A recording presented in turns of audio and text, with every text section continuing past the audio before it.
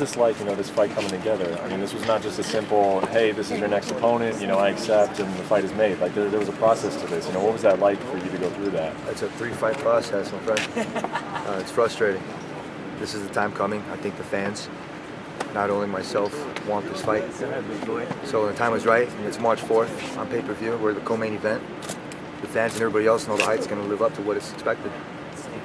When Dana made his comment around UFC 207 that these guys sign a contract, they should fight out that contract, obviously you were looking at it from a different perspective of things. What did you think about his statement? What went through your head when you heard him say that? It's business, I understand it, but I outperformed my contract, and we had a talk, management, we came to an agreement, and now we're fighting.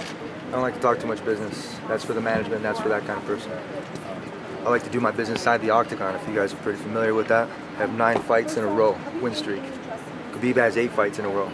This is the first time you guys are ever going to see this inside the octagon. This is for an interim title. It should be for the real shit. Am I a little pissed about it? Yeah. Is Conor going to defend his belt? A little bitch? Probably not. He's going to run. Go ahead, go run. Go try to box. You're going to get your ass kicked too. And when you're ready to come back, they're going to strip your belt. And at 155, I'm going to be holding in. You're going to be like, oh, I want my belt back and this and that. I don't give a shit. The fight's, the real fight, is between Conor. No. Conor, sorry buddy. The fight's between Khabib and Ferguson. That's the real deal fight. If you win an interim title and Conor continues to sit out, how does that affect you really? How does it affect your life and your status as a champion? Honestly, I can give 2 shits about it. He's got his family, he's got his things, he's got his hands full. He's a grown-ass man, dude, and he can handle his own shit. Same thing with me. I'm here to kick everybody's ass in this division. I'm not going to excuse anybody of an ass whooping. Straight up, I said that. I changed my style. I told you guys I'm going to be here and be ready. A whole new, different me when the time is right. This is that time, man. You guys just saw me shadowboxing last night. I was right out here at the Mandalay Bay, if you guys know my Instagram, which follow me on Tony Ferguson XT, if you don't know it. Facebook too, Twitter, pollute it, go ahead. But Tony time, not Khabib time. This is my time, man. This is awesome. I'm not wearing my big old suit today. I'm really super chill. Everybody else can wear the suit game. I already did that shit. That's all played. I'm chill, I'm happy, I'm comfortable, I'm a family man, I love it. I'm remodeling my stuff at home, and I'm peaceful in my hive. So that's the kind of energy I'm gonna bring into this fight camp. And Khabib's gonna have his hands full. Were you always peaceful in your other fights, or you're just peaceful for this one? I'm always kind of that way. I'm an athlete.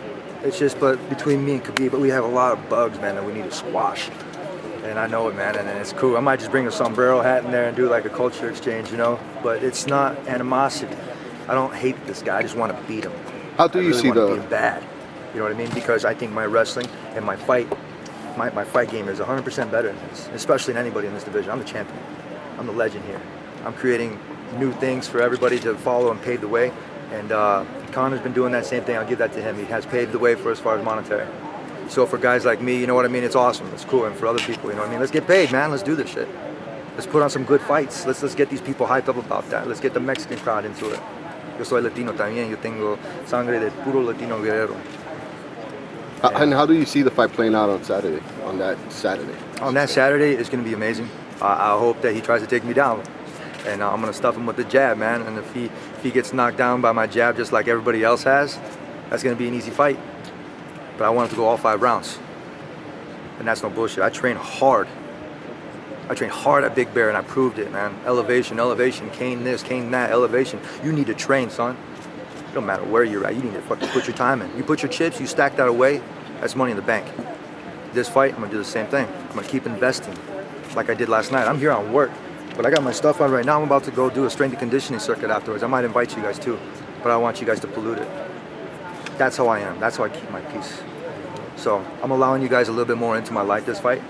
So, it's gonna be interesting, man. I hope you guys, are more excited to see something different than the speed bag. And Mexicans have always supported sports here in Vegas, but it's usually more of the boxing. Do you think you could be the guy who brings those Mexican fans that always support the boxing Mexican fighters? I was looking to get my boxing license, actually. Okay.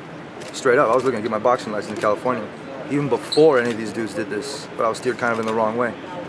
I'm a boxer, dude. I'm a long, lanky boxer. I like Pernell Whitaker, Diego Corrales.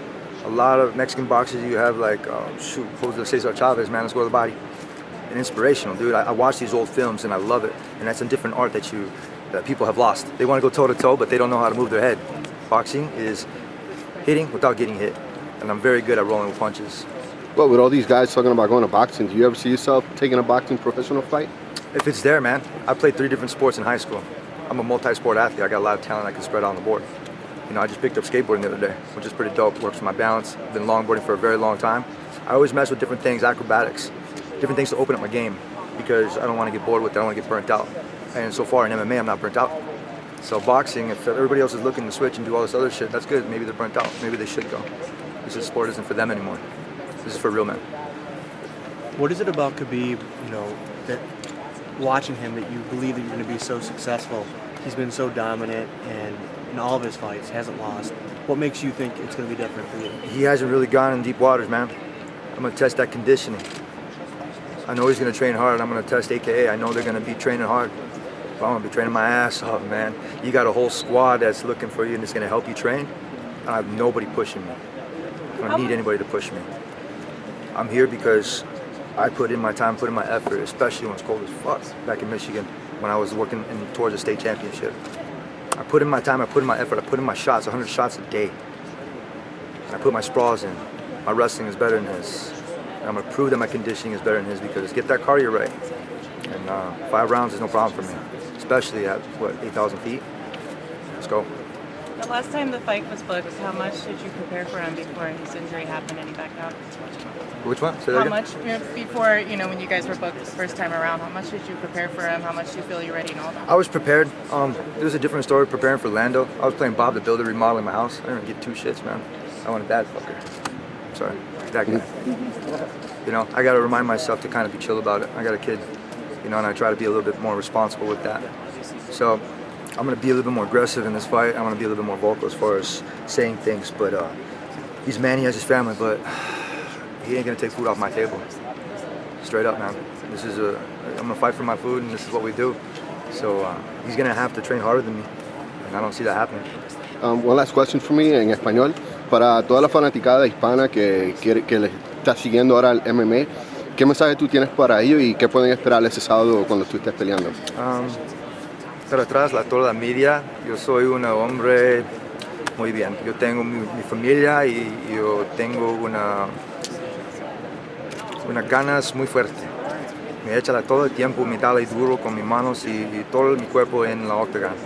Es una artista, es una diferente. Para yo es diferente porque me gusta la música. Y cuando yo estoy en la octagon, I can hear, me oír la Te música. veo como que estás bailando, ¿no? Como estás peleando. Sí, bailando porque es tranquilo y suave. Es suave. Cuando está suave, pelear muy rico. Es para yo y para mi gente. Me gusta mi gente y mi pelear para todo el mundo, para Latina. Y hay mucho gusto y muchas gracias para síganme. ¿Y qué pueden esperar ese día? ¿Qué van a ver? No, en este pelear yo estoy listo. Me voy a preparar muy duro. Muy duro. Okay. Gracias.